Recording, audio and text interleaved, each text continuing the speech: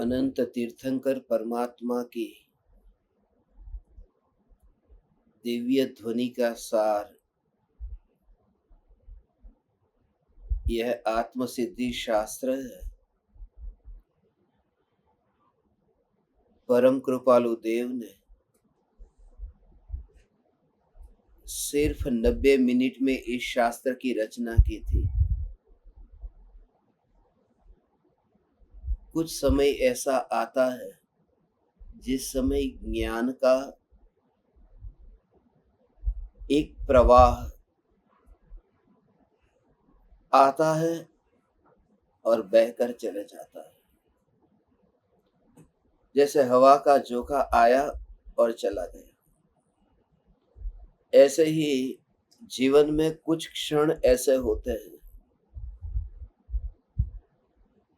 जिसका पुनरावर्तन नहीं हो सकता। ऐसे ही वे अपूर्व क्षण थे जिस समय आत्मसिद्धि शास्त्र की रचना हुई थी और परम कृपालु देव की वह अनहद करुणा थी।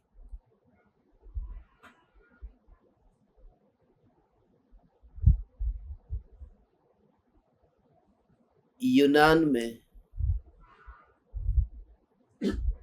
एक सम्राट हुआ। उस राज्य में एक बहुत ही जानकार सुप्रसिद्ध ज्योतिष था।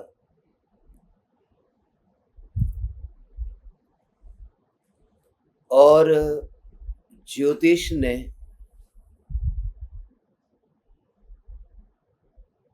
ऐसी भविष्यवाणी की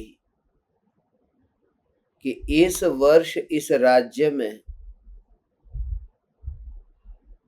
जो बच्चे पैदा होंगे उनमें से एक बच्चा ऐसा होगा जो बड़ा होकर के आपकी जान लेगा।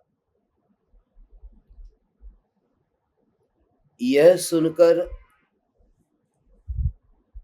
राजा ने उस वर्ष जितने बच्चे पैदा हुए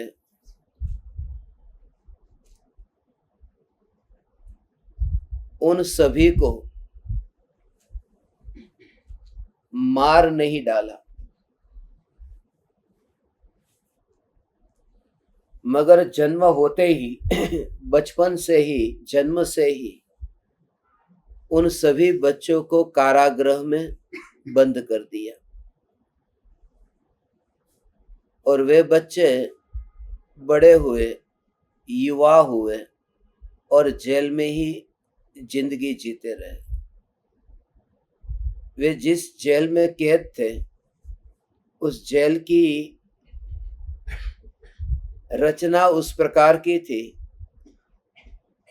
कि सभी कैदियों के मुख दीवार की ओर थे और पीछे पूरा रास्ता था, बाजार था, लोग आते थे जाते थे। और ये कैदी खुली आंख से दिन में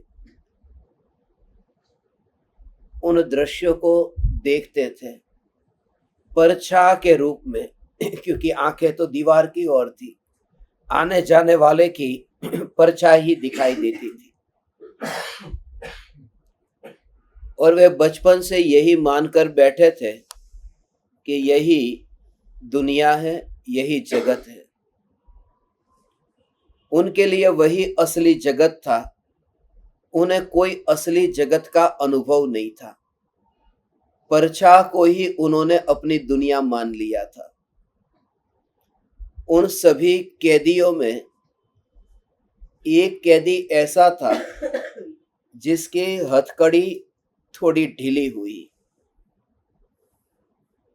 उसे यह विचार आया कि जैसे मेरी हथकड़ी ढीली हुई है तो लाओ मैं कुछ प्रयास करूं, यह हथकड़ी टूट भी सकती है, खुल भी सकती है, हो सकता है कि इसके अलावा कुछ जीवन हो। और उसने उस हथकड़ी को घिसना शुरू कर दिया। कुछ ही दिनों में रोज रोज के अथक प्रयास से वह हथकड़ी टूट गई और वह मुक्त हुआ और वह वहां से चला गया। उसने जैसे ही पीछे मुड़कर देखा तो असली जगत को देखा। वो गया, पूरे राज्य में घुमा, वहीं पर ही उसने अपूर्व चमत्कार भी देखे कि दुनिया क्या होती है। बचपन से ही परछा वाली जिंदगी को ही असली जिंदगी मान बैठा था। असली जिंदगी का परिचय ही नहीं था। ऐसे ही अज्ञानी जीव की यही हालत है। जो देह आत्मा की परछा है, उस देह के जीवन को ही हमने एक मेरा जीवन माना है, और असली जो चैतन्य जीवन है उसे जन्म से लेकर के नहीं, अनादि काल से आज तक जाना ही नहीं है। वहां भी दीवारों पर परछाएं बदलती रहती थी, ऐसे ही यहां पर देह बदलते रहते हैं। और कौन सी परछाई है यह महत्वपूर्ण नहीं है, परछाई को असली जगत मान लेना यह खतरा है, यह भ्रम है। वह व्यक्ति ने सत्य को देख लिया, जान लिया। ऐसे ही ज्ञानी नकली दुनिया में से असली दुनिया में आ जाते हैं, असली जगत को पहचान लेते हैं। वह तो आनंद में मस्त हो गया, असली जगत को पा लिया था, मगर एक ऐसा उसके हृदय में स्पंदन हुआ, उसके रोम रोम इस प्रकार से पुलकित हुए कि मेरे उन साथीदारों का क्या, जो बरसों से उस कैद खाने में थे। लाओ मैं उनके पास जाऊं और उन्हें भी कहूं कि तुम ये नकली जीवन में से असली जीवन में आ सकते हो। और जब जाकर के उन्होंने, उस व्यक्ति ने इन सब कैदियों को कहा कि ये नकली जिंदगी क्यों जी रहे हो, मगर कोई भी कैदी मानने को तैयार नहीं हुआ, क्योंकि वे भी इतने आदी थे। उन्होंने कहा, बहुत कहा कि मैं असली जगत को देख करके आया हूं, ये जगत तुम जो देख रहे हो वो नहीं है, वो परछाई है। मगर फिर भी कोई माना नहीं। जो सबसे अधिक प्रिय था, ऐसा जो मित्र था, उसको इतना कहा, तो मेरी बात को एक बार सिर्फ मान, मैं तेरे पास में हूं, मैं तेरे साथ में हूं, मैं तुझे कला सिखाता हूं। और उसने वो हथकड़ी को काटने की कला सिखाई। उसने ही, उस कैदी ने ही घिसी है, ये सिर्फ बताता है। और उसकी हथकड़ी भी कट गई, और उसने जैसे पीछे मुड़कर देखा तो पूर्व का जो साथी था उसके प्रति इतना अहोभाव आया कि जो कहता था वो सच कहता था, वो उसके चरणों में झुक गया। ऐसे ही फिर परंपरा चली।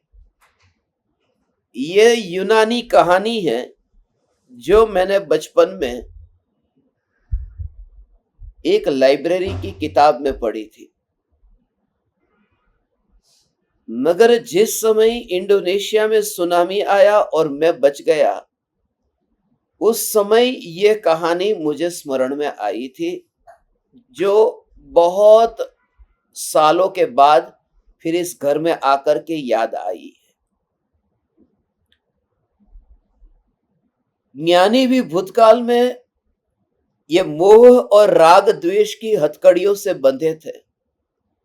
वे भी ऐसे ही देह को अपना मानते थे, मगर मोह मंद हुआ, हथकड़ी ढीली हुई, मोह टूटा, हथकड़ी टूटी, और जैसे ही अंतर में जाग करके देखा, अपनी दृष्टि को पलट करके देखा, तो वह जो त्रिकाल टिक कर रहने वाली यह चैतन्य सत्ता, जिसका दर्शन हुआ और इतना अतीन्द्रिय आनंद आया, मगर फिर रोम रोम पुलकित भी हुआ। पुराने मित्रों की याद आई कि लाओ मैं उन्हें भी कुछ बोध दूं कि तुम भी हथकड़ी को तोड़ करके, मोह की हथकड़ी को तोड़ करके, छूट करके एक स्वतंत्र जीवन का अनुभव कर सकते हो। सिर्फ मेरी इस बात को एक बार मान लो, एक बार मान लो। और कुछ लोग विरोध करते रहे और कोई एकाध विरला तैयार हो गया कि क्या यह हथकड़ी टूट सकती है। वह विरला तैयार हो गया कि लाओ मैं आपकी बात को सुनता हूं, आप कहो। मैं अपनी हथकड़ी ये टूट सकती है या नहीं टूट सकती कुछ भी नहीं पता, क्योंकि बंधन के अलावा मेरे पास में कोई अनुभव नहीं है। मैं कैसे सोचूं भविष्य के बारे में। हम भविष्य के बारे में कुछ सोच ही नहीं सकते। हम भविष्य के बारे में भी जो कुछ भी सोचते हैं उसमें भूतकाल का अनुभव ही एक बेस होता है। कल मैं वहां जाऊंगा, वो जो कल्पना भी करता हूं वो पास्ट में जो कुछ भी घटना घटी है उसका आधार लेकर के भविष्य की कल्पना करता हूं। और आत्मा के आनंद की कल्पना भी नहीं हो सकती, क्योंकि ऐसा कोई अनुभव भूतकाल में हुआ ही नहीं। तो कल्पना भी क्या करे वह। मगर वह बोध देने को तैयार हुआ, यह बोध लेने को तैयार हुआ। अब वह प्रक्रिया शुरू हुई और वह जो हथकड़ी तोड़ने की विधि बताई है, बस उसी का नाम आत्मसिद्धि शास्त्र है। वो उपदेश दाता का नाम परम कृपालु देव श्रीमद राजचंद्र है। और वह जो शिष्य जिसकी हथकड़ी टूटे ऐसी भावना है और श्रद्धा से समर्पित होकर बैठा है, वह उनका पुराना नजदीक का मित्र सौभाग्य भाई है, जिनके लिए ये बोध लिखा गया था। तो आज इस पावन भूमि पर, यह भूमि भी आज और तीर्थ हो गई। ये वाणी आपके घर में बाई पोस्ट भी भेजी जा सकती थी, मगर उससे इन दीवारों में ये चैतन्य परमात्मा की पुकार गूंजती नहीं। ये चैतन्य चैतन्य चैतन्य। आपका कारोबार मैंने देखा, बड़े बड़े लोगों का कारोबार देखा है, उसमें कोई बड़ी बात नहीं है। भारत के, दुनिया के श्रेष्ठ नेता, अभिनेता, उनके घरों में गया हूं। शेयर बाजार के सबसे बड़े स्टॉक एक्सचेंज के केतन पारेख, हर्षद मेहता, केतन पारेख, उसका पूरा परिवार बरसों तक मेरा विद्यार्थी रहा। उन्होंने पुण्य विराम नाम की जो मेरी किताब आई थी उसकी प्रस्तावना उन्होंने लिखी है। Film financer Bharat Shah, Vinod Khanna film star, उनकी वाइफ कविता, तो बड़े बड़े व्यापारी, उद्योगपति, हीरा बाजार के, शेयर बाजार के, जिनके पास में गया, जिनके साथ में सत्संग हुआ। अनिल अंबानी के घर पर मैं गया था, सत्संग था। मगर आज जब मैं यहां ऊपर आ रहा था उस दुकान से, मैंने एक वाक्य बोला था आज के अभी सत्संग में कि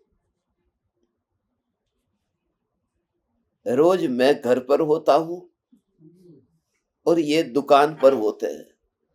आज मैं उनकी दुकान पर हूं और ये घर पर तैयारी कर रहे थे मेरे आने की। ये इनके लिए बोला था। उनका चेहरा मुझे उस समय यहां दिखाई दिया था। और यहाँ आने वाला नहीं था। मेरी अमेरिका की अभी खास मीटिंग थी, मैं तो भूल ही गया था। मैंने मना किया ना कि मैं नहीं जा पाऊंगा। इतने लोग, अमेरिका के 25 राज्य के लोग वेट कर रहे हैं, मैं नहीं जा पाऊंगा। बोले कि नहीं, वो आए हैं, प्रवचन में भी बैठे हैं, मतलब उनका चेहरा दिखाओ, फोटो हो तो दिखाओ। मैं पहचानता नहीं नाम से, जो चेहरे से पता चलेगा जाने जैसा है या नहीं।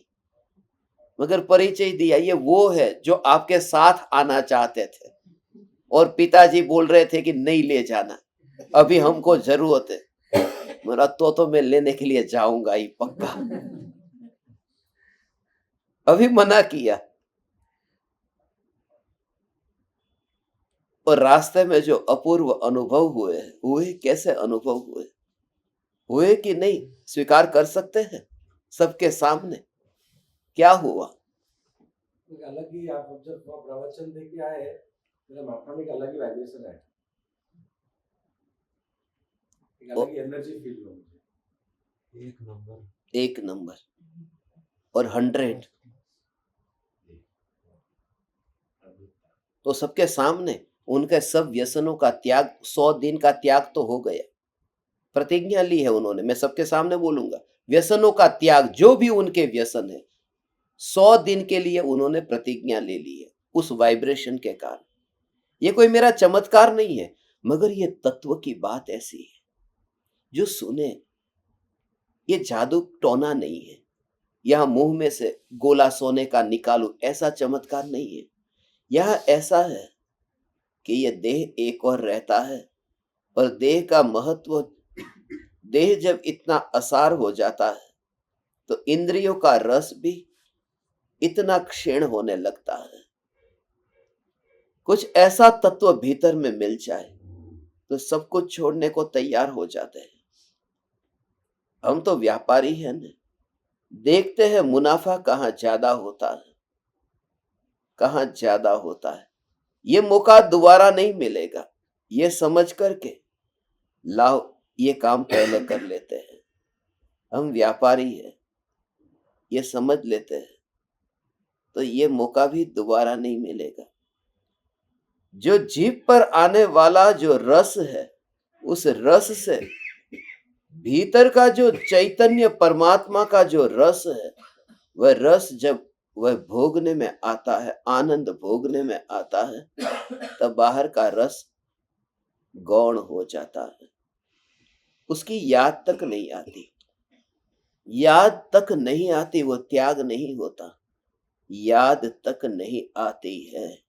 ऐसा ये ध्रुव ध्रुव ध्रुव ध्रुव ध्रुव ध्रुव ध्रुव ध्रुव ध्रुव, यही मैं, यही मैं, ये ध्रुव चैतन्य परमात्मा ही मैं, ये ध्रुव ध्रुव ध्रुव, ये ध्रुव ध्रुव ध्रुव, यही मैं। तब फिर उनका विचार आ गया कि अभी वो छत्तीसगढ़ आएंगे, मेरे साथ में ही आएंगे वो छत्तीसगढ़। उनके घर पर बेटी का जन्म हुआ है, वो तैयार हो गए। मैंने कहा नहीं, अभी आप वहां जाओ। ये सब तो बोल रहे थे, खुश हो गए कि वो आ रहे। मैंने इनको शांत किया, तुम व्यवहार नहीं जानते, तुम बच्चे हो, तुम बैठे रहो। तुम्हारे घर पर मेरी उम्र से भी बड़े बच्चे होंगे, मगर तुम बहुत छोटे बच्चे हो। उस जीव को उसका व्यवहार है, अपनी बीवी के पास जाए, उसकी बच्ची को मिले, उसे देखे, वात्सल्य से वहां जाए, और ऐसा चैतन्य परमात्मा का मार्ग इस बार जो मिला, this will be the memorable trip, and this will be the cause of your unique transformation. You will know in the omniscient knowledge for infinite time. You will realize when you will become monk, at that time you will realize that I learned first time that body and the soul both are separate, and body is the ash wall, and I am the eternal palace of the soul, which is completely different and separate from the ash wall. and this body is the collection of the atoms of the ash, you will realize that वो जो separation feel होगा वो होगा। मुझे इतना पता है, कोई भी अपराधी हो, कोई भी पापी हो, कोई भी व्यसनी हो, जुआरी हो, शराबी हो, मांसाहारी हो, एक बार उसके हृदय में ये छू जाए कि जीवन कुछ अलग है और ये कहां मैं कीचड़ में अटका था, कैसे कीचड़ में अटका था। देसी शराब कोई पीता है, उसके बाद में जब वो विदेशी शराब पर आ जाता है ना, उसके बाद में उसे देसी शराब दो वो हाथ नहीं लगाता, क्योंकि उसे ऊंची क्वालिटी का कुछ मिल गया है, वो नीची क्वालिटी का हाथ भी नहीं लगाता। सीधी बात है, उसका त्याग नहीं किया उसने, वो हाथ लगाने जैसा नहीं है। कुछ ऊंची शराब मिल गई। मैं तुम्हें चैतन्य की ऐसी शराब पिलाना चाहता हूं कि तुम्हें सब दुनिया का नशा छूट जाए। ऐसा कुछ ऊंचा मिल जाए, ऐसा कुछ ऊंचा मिल जाए कि नीचा याद ही ना आए। उस शराब को पीना भी क्या जिसका नशा 2 घंटे तक रहे और चला जाए। हम तो ऐसी शराब पिएंगे, शराब रात्रि में जैन होकर। ये नशा है, यही तो चैतन्य का नशा है। ये मैं कहता हूं, डरता नहीं हूं। ये रिकॉर्डिंग हो रहा है, ये दुनिया सुनेगी, सुन रही है। ये भी एक नशा। ऐसा नशा करो कि दूसरा कोई नशा करने की जरूरत ही न पड़े, क्योंकि नशे का प्रयोजन तो आनंद था न। मुझे आनंद मिल गया, जो चाहिए था वो मिल गया, जो चाहिए था वह मिल गया। भगवान परम कृपालु देव आपके निवास स्थान पर आज आ चुके। ये दिव्य ध्वनि यहां बरस चुकी। हे परम कृपालु देव, इन परमात्माओं के आत्मा के अंतर में, श्रद्धा में, ज्ञान में, ध्यान में यह त्रिकाल ध्रुव परमात्मा की अनुभूति हो, ऐसी मैं आप परम कृपालु देव से प्रार्थना करता हूं। इन परमात्माओं के लिए मंगल भावना पाता हूं। आज से आप इस शास्त्र को घर में आ तो गया, मगर इसका पालन करना। बच्चे को जन्म मत दे देना, फिर उसको पालन करते हैं, उसका ध्यान रखते हैं। ये शास्त्र को संभाल करके रखना।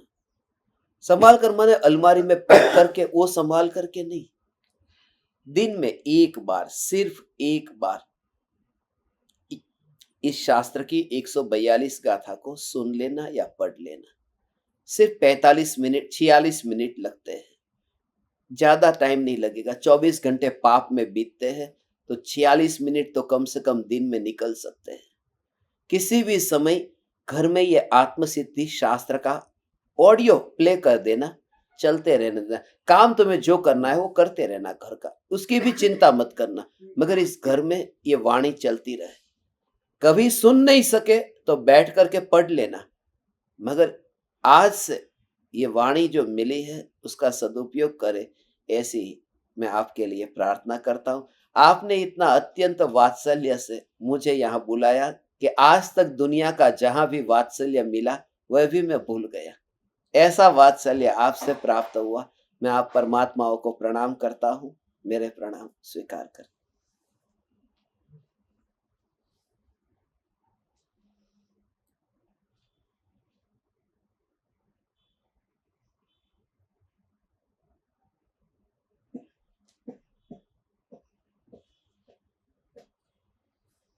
अहो अहो श्री सद्गुरु करुणा सिंधु अपार, इस पामर पर प्रभु किया अहो अहो उपकार, अहो अहो उपकार। देह सहित जिनकी दशा वरते देहातीत, उन ज्ञानी के चरण